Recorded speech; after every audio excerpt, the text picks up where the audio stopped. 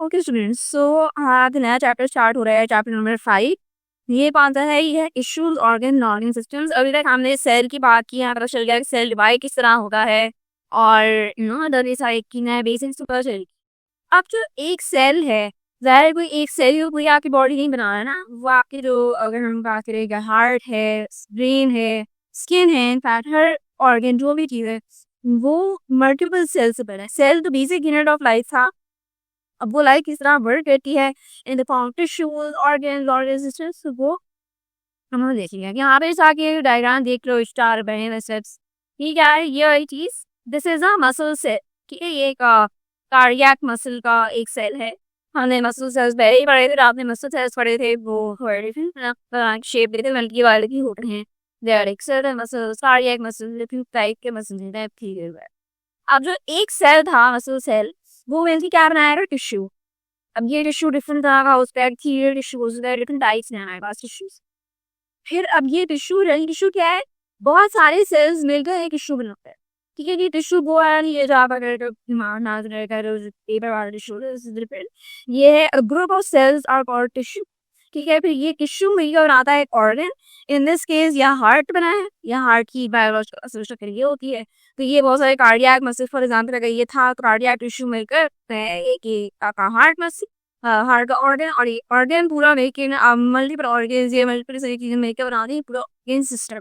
Organ system क्या होता है, इसमें हार्ट भी होगा, ब्रेन भी, सारी जो चीजें हैं वो आपका पूरा मिलकर एक सिस्टम बनता है। ठीक है, सो हम इसमें डिटेल में जाते हैं।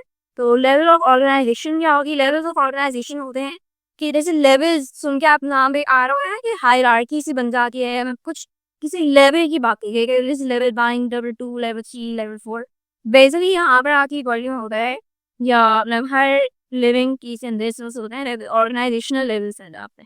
सो ऑर्गेनाइजेशन किस तरह है, कुछ इस तरह ऑर्गेनाइज की गई है।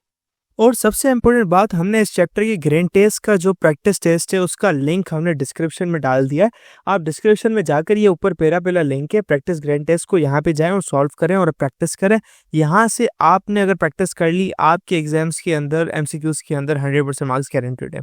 उसके अलावा अगर आपको हमारे फ्री नोट्स चाहिए, lecture, guest papers, model papers चाहिए, तो इस पहली वाली लिंक पे क्लिक करके आप हमारे चैनल को ज्वाइन हो जाए, और दूसरी वाली लिंक को क्लिक करके आप हमारा व्हाट्सएप ग्रुप है इम्पोर्टेंट प्रीमियम, उसको ज्वाइन हो जाएं। ठीक है, अगर आपको ट्यूशंस वगैरह के अंदर एनरोल होना है, कोई डाउट है, तो ये हमारा व्हाट्सएप नंबर, इस पर क्लिक करेंगे आप डायरेक्ट व्हाट्सएप पे चले जाएंगे, और तमाम बुक्स के पीडीएफ इस वाले यहाँ पर आखिरी वाले आपके पास गिवन है। आप यहाँ से कोई भी बुक उठा सकते हैं, आपकी जो मर्जी चाहे, सारी की सारी क्लासेस का। इसके साथ साथ आपसे रिक्वेस्ट है, आप चैनल को सब्सक्राइब और वीडियो को लाइक भी करते हैं। ठीक है, तो द लेवल्स ऑफ ऑर्गेनाइजेशन जो अगर हैं आपको बड़े, ये बेहतर स्टडी एन इंडिविजुअल ऑर्गेनिज्म और the world as whole, we can identify a pattern of increasing complexity. Complexity आके इंक्रीज हो रही है ना, शुरू तो बेसिक चीज होती है, जैसे सेल्स था, सेल बेसिक आपका एलिमेंट था, उसके बाद मल्टीपल सेल्स होते हैं, तो बड़ी जो चीज कॉम्प्लेक्सिटी में बढ़ती चली आती है।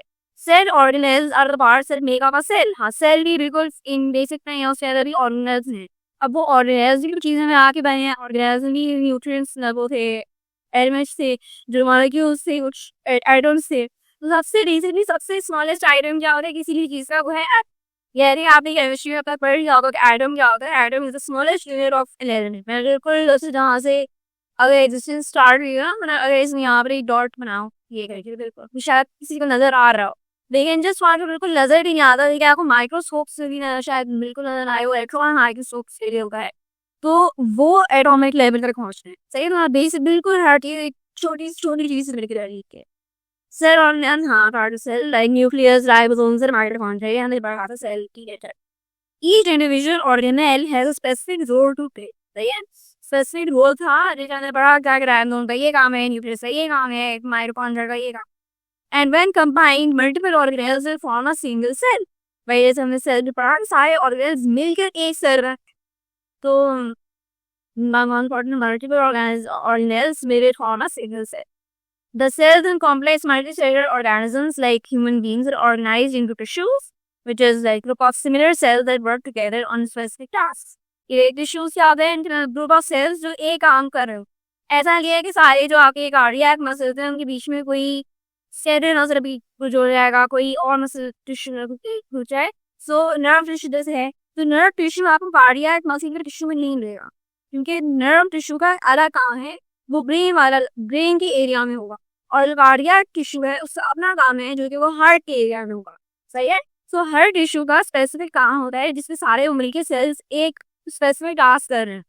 Organs are structures made up of two or more tissues organized carry out a particular function. Organs हैं, organs दो और उससे ज़्यादा टिश्यू से मिलकर जो ड्राइंग होने आई क्योंकि जो कि मिलके कोई पर्टिकुलर काम कर रहा है, मतलब एक स्पेसिफिक काम है जो कि टिश्यूज मिलकर कर रहे हैं, वो ऑर्गन मिल जाएगा। जैसे कि एग्जाम्पल ऑफ ऑर्गन आपके पास हार्ट की है, एग्जाम्पल लंग्स की है, स्टमक की है, ब्रेन की है, यार इवन आपको पता है स्किन भी एक ऑर्गन है। स्किन टिश्यू नहीं है, स्किन इज एन ऑर्गन। तो स्किन ये सारे मल्टीपल टिश्यूज मिलके इसमें काम कर रहे हो। अभी हम लेवल ऑफ टिश्यू में पढ़ेंगे कि टिश्यू की कौन सी टाइप्स है। फेडरल बोर्ड के एनुअल एग्जाम्स का डर है, लेकिन ये नहीं पता कि तैयारी कहाँ से करनी है। दूसरी बात ये नहीं पता कि एग्जाम के अंदर सवाल का जवाब लिखना कैसे है, कैसे सेंटेंसेस को फॉर्म करना है, कैसे हमें फुल के फुल मार्क्स मिले। तो भाई घबराना है किस बात से, हमारी बैच इसी प्रॉब्लम को तो सॉल्व करने आई है। तो आप भी हमारे बच्चों की तरह 97.8% ला सकते हो, 98.27% ला सकते हो, फातिमा की तरह, आदली फातिमा आप बन सकते हो, आप 505 मार्क्स ले सकते हो आउट ऑफ 520। अच्छा जी, कैसे? हम आपको सिखाते हैं कि एग्जाम के अंदर लिखना कैसे होता है, ग्रेन टेस्ट प्रोवाइड करते हैं। देखिए जी, हमारे पास है पाकिस्तान की one of the best faculty. आप कोई भी सब्जेक्ट लेना चाहें, आपका जो दिल करे, आप सारे सब्जेक्ट्स लें, सिर्फ और सिर्फ 3,000 रुपये में पूरे साल में। आपको एग्जाम राइटिंग मेथड सेशन दिए जाते हैं कि सवाल का जवाब लिखना कैसे, डिफरेंस वाला अलग क्वेश्चन, डेफिनेशन अलग, एग्जाम्पल वाला अलग, मैथ के सवालों का जवाब अलग होता है। आपको टॉपर बच्चों के नोट्स दिए जाते हैं, आपको फुल बुक के notes, question answers, live classes के अंदर कॉन्सेप्ट पढ़ाया जाता है आपको, और उनकी रिकॉर्डिंग्स भी दी जाती हैं। भैया और क्या चाहिए? अच्छा, और मज़े की बात, ग्रैंड टेस्ट से हमारा समझो पेपर लगता है। ये हमारा केमिस्ट्री का ग्रैंड टेस्ट, इसका सवाल नंबर तुम नोट करो ये। तो भैया इस ग्रैंड टेस्ट में से आपके 3 सवाल लगे हैं क्लास 9 के केमिस्ट्री के पेपर में इस साल, जो नए सिलेबस से हुआ था 2025 के अंदर ग्रेड 9 का।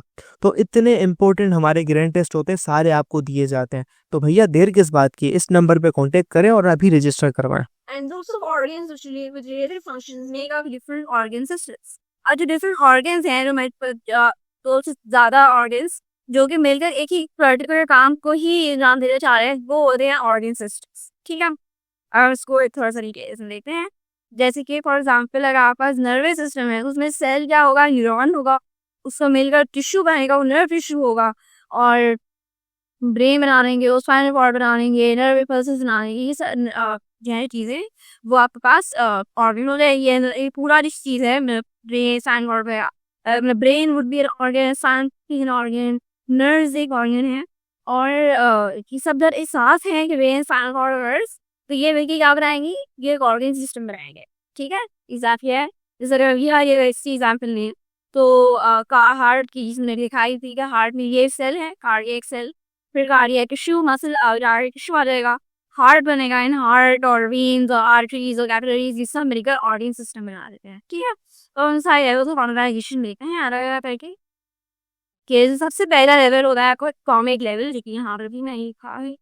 एटॉमिक लेवल सबसे स्मॉल होता है, जैसे कार्बन, हाइड्रोजन, ऑक्सीजन, ये सारे एलिमेंट्स होते हैं, सबसे स्मॉलेस्ट यूनिट्स होते हैं बेसिकली।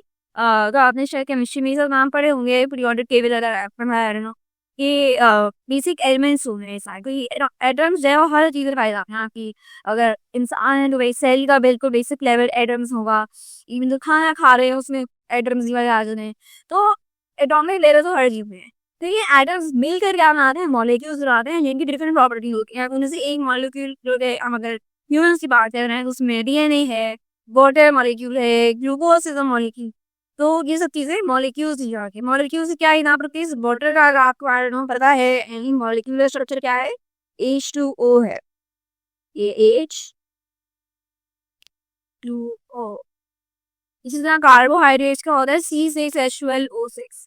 तो ये मिलके एटम्स मिलकर बिकॉज ये H2O की एग्जाम्पल है इजीएस्ट, तो उसमें 2 हाइड्रोजन एटम्स हैं और 1 ऑक्सीजन का एटम है। तो ये मिलकर क्या बना रहे हैं एक सिंगल मॉलिक्यूल। ठीक है, तो ये मॉलिक्यूलर टाइप होता है कि एटम्स मिलकर मॉलिक्यूल्स बनाए। तो यही मल्टीपल मॉलिक्यूल्स हैं वो मिलकर बनाते हैं ऑर्गेनेल्स।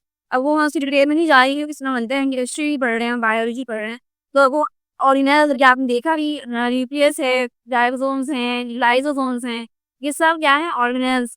तो बायोमॉलिक्यूल इस तरह से असेंबल होते हैं, वो ऑर्गेनेल्स बनाते हैं। जिस तरीके से हर चीज़ में अरेंजमेंट की बात है, क्योंकि ऑर्गेनेल्स तो सारे वही हैं, लेकिन वो जिस अरेंजमेंट में है वो आपका डिपेंड करता है और ताकि वो उस तरह से ऑर्गेनाइज है। जैसे फॉर एग्जाम्पल मॉलिक्यूल्स में ये कार्बन, हाइड्रोजन और ऑक्सीजन जो है, यही 3 एटम्स हैं जो कि आपके पास कार्बोहाइड्रेट बनाते हैं, जो ग्लूकोज बनाते हैं, और यही तीनों आइटम्स हैं जो कि फैट्स को बनाते हैं, बस उनके अरेंजमेंट डिफरेंट। ठीक है, तो ऑर्गेनाइज लेवल हो गया। फिर आता है सेलुलर लेवल, कि सेल का जो बेसिक आपको है कि cell the smallest unit of life है, मगर सेल्स हैं like membrane, cell wall, multiple organelles which often performs specific function, जैसे मसल सेल हो गया, skin cell, neuron, heart cell, anything. ठीक है, फिर टिश्यू लेवल पर हम बात है, टिश्यूज क्या है? ये groups of cells with similar function, जैसे कनेक्टिव टिश्यू या मसल टिश्यू अगर है तो सारे वो सेल्स हो गए जो कि मसल सेल्स हैं। मसल सेल की हमने एग्जाम देखी थी कि उस स्पेशलाइजेशन है, और तब उसने डायग्राम देखी, राइट? तो ये मसल सेल्स जब बहुत सारे साथ मिल जाते हैं तो वो क्या बनाते हैं? मस्कुलर टिश्यू, या हाँ वही कार्डियक टिश्यू है का, तो वो टिश्यू लेवल हो जाता है। फिर ऑर्गन आता है, ऑर्गन लेवल का 2 और more types of tissue grouping together to form an organ, सब चीजें मिलकर बनेगा है। तो वही फिर ऑर्गन लेवल जो आ गया, सिस्टम लेवल जो है, जो सिस्टम है आपका, क्या organ system is more of organs that perform related function. इसमें डाइजेस्टिव सिस्टम है, सर्कुलेटरी सिस्टम है, नर्वस सिस्टम है, एक्सक्रीटरी सिस्टम है, बहुत सारे सिस्टम आपकी बॉडी के हैं। ये सब चीजें सारे जो सिस्टम्स है ना, स्पेसिफिकली या अगले साल 10 क्लास में पढ़ेंगे, मतलब अभी हम बेसिक आपको स्टार्ट वर्षन दे कि ऑर्गन सारे डिफरेंट सिस्टम बनाते हैं। डाइजेस्टिव सिस्टम अगर है तो इसमें आप शायद सुना होना कि ओसोफेगस एक होता है, स्टमक होता है, स्मॉल इंटेस्टाइन, लार्ज इंटेस्टाइन, ये सारे डिफरेंट ऑर्गन्स मिलकर एक सिस्टम बनाए हैं जो डाइजेस्टिव सिस्टम। ठीक है, देन यही सारे मल्टीपल सिस्टम जो हैं ये मिलकर क्या बनाएगी? ऑर्गेनिज्म बनाएंगे। ऑर्गेनिज्म लेवल जो क्या आपका ह्यूमन हुआ है, organism has several organ systems that function together. ठीक है, तो और जैसे ऑर्गेनिज्म के अंदर डाइजेस्टिव सिस्टम भी होगा, सर्कुलेटरी भी होगा, नर्वस सिस्टम भी होगा, रेस्पिरेटरी सिस्टम भी होगा, एक्सक्रीटरी सिस्टम भी होगा, सारे सिस्टम्स मिलकर हो जाते हैं टोटल पता नहीं बहुत सारे। ठीक है, is that clear? Now coming on to organs. Organs yeah, they are made of 2 or more types of tissues organized to serve a particular function. Now the organs is heart, lungs, stomach, kidneys, skin, liver are made up of 2 or more types of tissues organized to serve a particular function. For example, the heart pumps blood, lungs bring in oxygen, eliminate carbon dioxide, and skin provides a barrier to provide protect internal structures on the external environment. Her organ का एक particular काम है। जो काम heart कर रहा है, blood को पंप करने वाला, वो काम वो नहीं कर सकता, स्टमक कर रहा है। स्टमक क्या काम है? कि फूड को डाइजेस्ट करना। और अगर स्किन काम कर रही है, जैसे आपको एक इन्वायरमेंट से बैरियर प्रोवाइड करने वाला, वो काम लंग्स नहीं कर सकते, बिकॉज लंग्स का काम है कि ऑक्सीजन प्रोवाइड करे और कार्बन डाइऑक्साइड को हटाए। सही है, तो ये बात समझ आ गई। यही स्पेशलाइजेशन वाली बात है कि हर चीज़ का अपना अपना काम है। तो अब इसमें एग्जाम्पल्स देख लेते हैं हम, क्या क्या कौन से ऑर्गन्स की टाइम है। हार्ट है भाई, जो पंप्स करता है ब्लड, लंग्स ऑक्सीजन को लाते हैं, ऑर्गन लाते हैं, ये हो गया। Most organs in all 4 tissue types. अब ये टिश्यू टाइप्स है ना, यहाँ पे लिखा है 4 टिश्यू टाइप्स। ये कौन सी हैं? ये यहाँ पर थोड़ा सा ब्लर लिखा है, इससे यहाँ मैंने खुद से बना लिया था, मगर इस यहाँ पे लिखा है inside of stomach is lined by epithelial cell which is mucus. तो एपिथेलियल टिश्यू कौन से होते हैं? जो कि ऑर्गन्स वगैरह को लाइन करते हैं। सही है, epithelial cells. Hydrophobic acid and pepsin enzyme around the epithelial layer are layers of connective tissue. Connective tissue, second muscle, हमारे पास आ गया connective tissue and smooth muscle. Along with glands, blood tissues support the tissue. Smooth muscle contracts to move food through the blood. Connective tissues, next है connective tissue. हाँ ये सही है. Tissues support tissues to the other mucosa and connect to the muscular layer. The blood supply of the submucosa provides nutrients to the wall of the stomach, nervous tissue in the submucosa. Nervous की क्या है? And तो basically हर हिसाब दावा कहाँ होता है, यहाँ तो उन्होंने एग्जैक्टली सारा बताया है कि स्टमक की कहाँ पे है या हार्ट की कहाँ पे है, नर्वस टिश्यू के। तो बैक्टीरियल टिश्यू है जो सारे ऑर्गन्स को लाइन करता है। अगर स्टमक है तो स्टमक के ऊपर लाइनिंग होगी, जो म्यूकस वगैरह वाली लाइनिंग होती है, बैक्टीरियल टिश्यू। हार्ट के ऊपर लाइनिंग होती है बिकॉज हार्ट प्रोटेक्ट है, लंग्स ऊपर एक प्रोटेक्टिव लाइनिंग होती है। कनेक्टिव टिश्यू क्या होता है कि सपोर्ट करता है और बाइंड करता है, बेसिकली मसल्स का बनाम। कि इसमें layers of connective tissue and smooth muscle, जैसे ब्लड वेसल्स हैं, ग्लैंड्स हैं, इन सब के ऊपर कनेक्टिव टिश्यू क्या है कि वो मूव कर सके, सपोर्ट करे। फिर मसल वाली लेयर होती है मस्कुलर लेयर, मसल टिश्यू लेके मूवमेंट सपोर्ट करे, फैसिलिटेट कर दिया। और नर्वस टिश्यू आपका होता है मीडिएशन में है। और नर्वस टिश्यू का ये मतलब नहीं है कि सिर्फ ब्रेन में होगा, ये हर आपके ऑर्गन के आसपास नर्वस टिश्यू भी होते हैं ताकि कम्युनिकेशन उन जगहों से भी हो सके। जैसे फॉर एग्जाम्पल अगर स्टमक में नर्वस टिश्यू अगर है तो वो फिर ब्रेन को सिग्नल्स देगा कि अब इंसान फुल हो चुका है, मजीद हमें नहीं खाना या अभी भूख लग रही है, खाना चाहिए। इस तरह के जो सिग्नल्स देने आ रही है जो आपको मतलब कम्युनिकेशन करने के लिए नर्वस टिश्यू। यहाँ पे एग्जाम्पल दे देते हैं। For example in the case of stomach, all four tissues are present. Epithelial tissue lines the inner lining of the stomach. Connective tissue is found in the wall of the stomach, which provides strength by containing blood vessels. Muscle tissue is also in the layering of walls. Small muscle. Nervous tissue controls the secretion of digestive substances in different substances. Basically, stomach का काम क्या हो रहा है मेरी, जो उसे food digest करना है। तो अब नर्वस टिश्यू में कुछ तरह के सिक्रीशंस भी होते हैं जो कि फूड को डाइजेशन में हेल्प करती है, जैसे एंजाइम्स वगैरह करते हैं, तो वो भी नर्वस टिश्यू को कंट्रोल करता है। सही। Now coming on to organ system. तो ऑर्गन सिस्टम क्या है, जब फिर ऑर्गन्स में के काम करते हैं तो वो ऑर्गन सिस्टम कहलाता है। जैसे फॉर एग्जाम्पल हार्ट है, ब्लड वेसल्स है, ये सब मिलकर कार्डियोवैस्कुलर सिस्टम बना रहे हैं। तो और वो ट्रांसपोर्ट करते हैं ऑक्सीजन को और न्यूट्रिएंट्स को पूरी बॉडी के अंदर। Here is another example of the respiratory system which brings oxygen into the body and gets rid of the carbon dioxide. तो यही सारे समझ में आ गया होगा ऐसे। फिर है organ systems working together. अच्छा, ऑर्गन सिस्टम्स वर्क टुगेदर, ये किस तरह की बात है, ये वही है कि जैसे ऑर्गन्स हैं, एक ऑर्गन सिस्टम के अंदर मल्टीपल ऑर्गेनिज्म साथ में काम कर रहे हैं। अब एक ऑर्गेनिज्म के अंदर ऑर्गन सिस्टम सारे मिलके काम करते हैं, ठीक है। जैसे कि ताकि वहाँ की फंक्शंस पूरे हो सके। ऐसा नहीं होता कि एक दिन अगर रेस्पिरेटरी सिस्टम काम कर रहा है तो सर्कुलेटरी नहीं करेगा, डाइजेस्टिव सिस्टम नहीं काम करेगा। ये सारी चीजें एक साथ हो रही होती हैं। हम सिर्फ अपनी ईज के लिए ये दोनों को अलग अलग पढ़ते हैं, ये सारे ऑर्गन सिस्टम को अलग अलग पढ़ते हैं ताकि हमें समझ में आ सके, वरना ये सब चीजें एक साथ ही काम करते हैं, तो सारे ऑर्गन सिस्टम्स एक साथ में ही वर्क कर रहे हो। जैसे फॉर एग्जाम्पल अगर मैं यहाँ पे आपकी बुक में जो एग्जाम्पल दी हुई है वो रेस्पिरेटरी सिस्टम और सर्कुलेटरी सिस्टम की दी हुई है। तो वो ये है कि रेस्पिरेटरी सिस्टम जो है वो कौन सा होता है, ऑक्सीजन को लेता है, ऑक्सीजन प्रोवाइड करता है और कार्बन डाइऑक्साइड को बॉडी से निकालता है। और सर्कुलेटरी सिस्टम का काम क्या है कि सारी ऑर्गन्स तक पूरी बॉडी में ब्लड वो वाला पहुंचे जिसके अंदर ऑक्सीजन हो। तो ये दोनों मिलके काम इस तरह करते हैं कि ये जो सर्कुलेटरी सिस्टम है वो लंग्स से, जो रेस्पिरेटरी सिस्टम है उनसे ऑक्सीजन कलेक्ट करता है और फिर पूरी बॉडी में जाकर ऑक्सीजन वाला ब्लड। सही है। सो रेस्पिरेटरी यहाँ पे हम पढ़ लेते हैं, बुक में क्या लिखा है। So we work closely together to deliver oxygen to cells and get rid of the carbon dioxide that these cells produce. The circulatory system picks up oxygen in the lungs and drops it off in the tissues, then performs the reverse function for carbon dioxide. The lungs expel the carbon dioxide and bring in new oxygen-containing air.